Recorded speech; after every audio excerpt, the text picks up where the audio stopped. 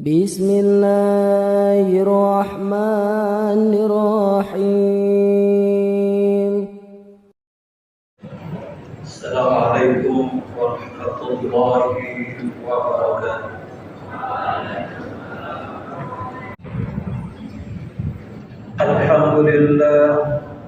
Alhamdulillah nahmaduhu wa nasta'inuhu wa nasta'dinuhu wa na'udzu billahi min shururi anfusina wa sayyiati a'malina.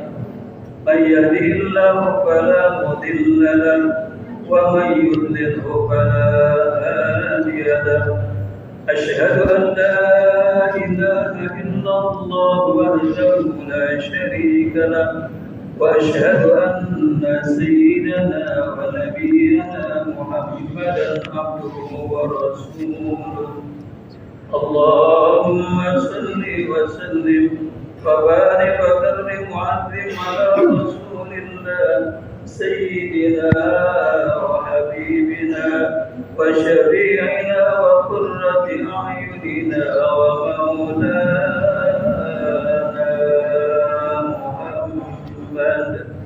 وعلى آله وأصحابه. أما بعد فيا أيها الناس أوصيكم وإياي بتقوى الله وطاعته لعلكم تفلحون. وقال تعالى: يا أيها الذين آمنوا اتقوا الله حق تقاته ولا تموتن إلا وأنتم مسلمون.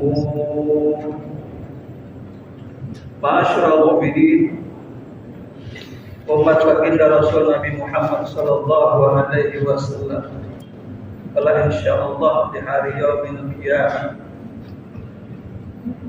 kita mendapatkan syafaat, pembelaan, pengakuan baginda Rasul Nabi Muhammad sallallahu alaihi wasallam, karena kita termasuk umatnya yang selalu berusaha menghidupkan sunnah-sunnah baginda Rasul Nabi Muhammad sallallahu alaihi wasallam. Ma'asyiral mu'minin rahimakumullah.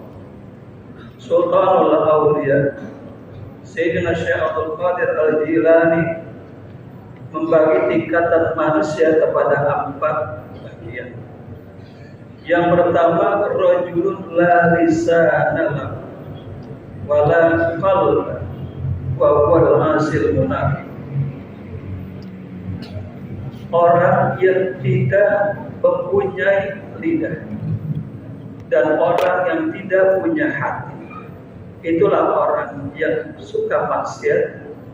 Itulah mereka orang munafik. Tidak punya lidah, tidak banyak bicara, tidak punya hati, karena memang orang itu selalu dalam hatinya, walau bagaimanapun ada orang di sampingnya atau di depannya, orang itu miskin atau fakir, orang itu kekurangan, tapi dia tidak sama sekali mempunyai hati.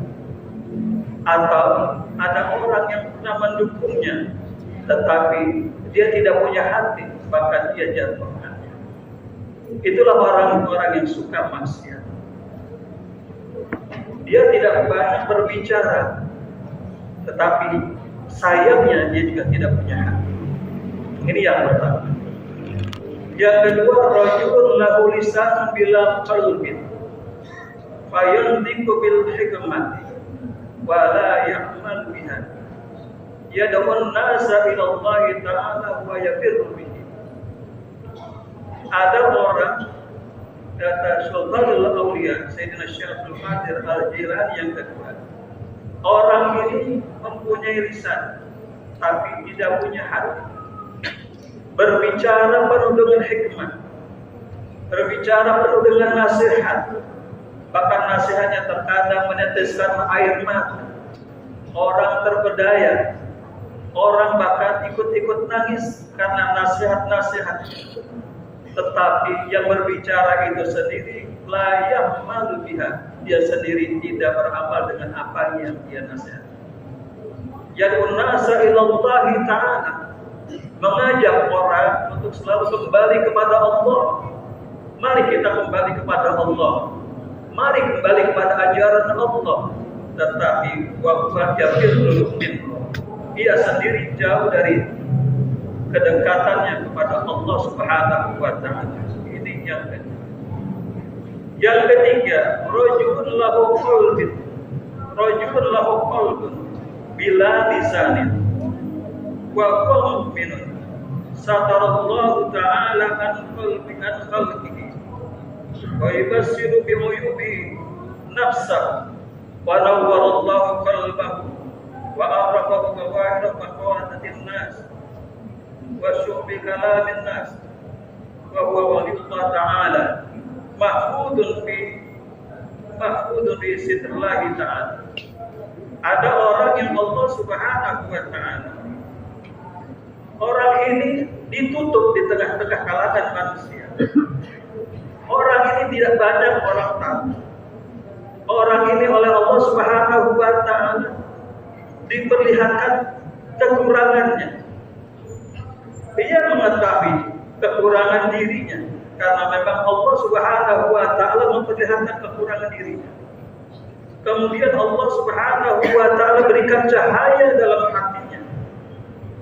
Kemudian Allah juga memberikan kepada dirinya betapa jeleknya bergaul dengan pergaulan yang jahat. Betapa buruknya bergaul dengan pergaulan dengan orang-orang yang tidak punya akhlak. Allah perlihatkan. Bahkan Allah Subhanahu wa ta'ala perlihatkan kepadanya syu'ul kalam, hancurnya atau racunnya ucapan-ucapan atau pembicaraan-pembicaraan. Artinya orang ini tidak banyak berbicara karena memang Allah Subhanahu wa ta'ala berikan kepadanya nur cahaya ilahi. Allah tutup, tidak banyak orang yang tahu. Siapa dia? Mereka adalah waliyun min awliyaillah.